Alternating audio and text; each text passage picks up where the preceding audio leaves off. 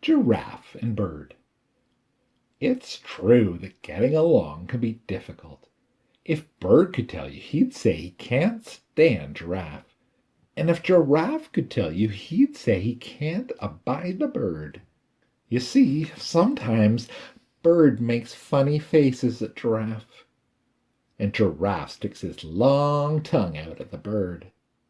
This makes Bird twitter in Giraffe's ear, and that makes Giraffe invade Bird's personal space. Some days Giraffe has terrible breath. Other days Bird eats way too many berries. Yuck. Frequently, Giraffe makes loud noises when he chews his food with his mouth open. And often Bird tears apart slimy worms right in front of Giraffe. Sometimes Bird prunes his feathers just above Giraffe's head, and that makes Giraffe sneeze. Every time Giraffe lets out a loud sneeze, Bird is blowing right off the telephone wire. And every time Bird is blowing off the telephone wire, he flies up and lands perched on top of Giraffe's horns. And when Bird perches on Giraffe's horns, Giraffe swats him with his ears. And when Giraffe swats the Bird with his ears, Bird pecks him with his beak. And pecking makes the Giraffe shake his head until they both get really dizzy. And dizzy and woozy, they both tumble down to the ground. One day the Giraffe loses patience and shouts at the Bird. "Scram, Bird!"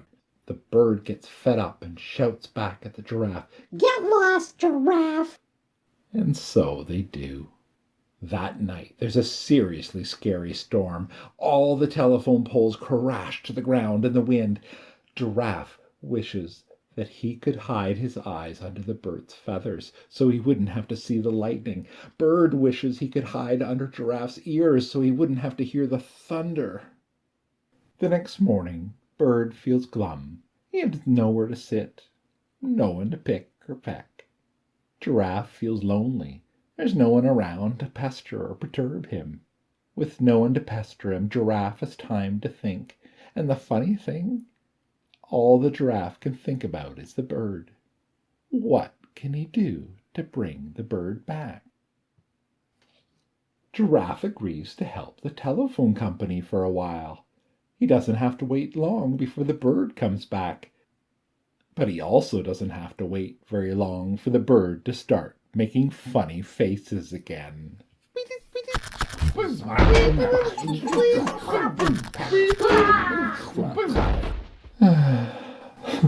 Oh dear. Now it's true that getting along can be difficult.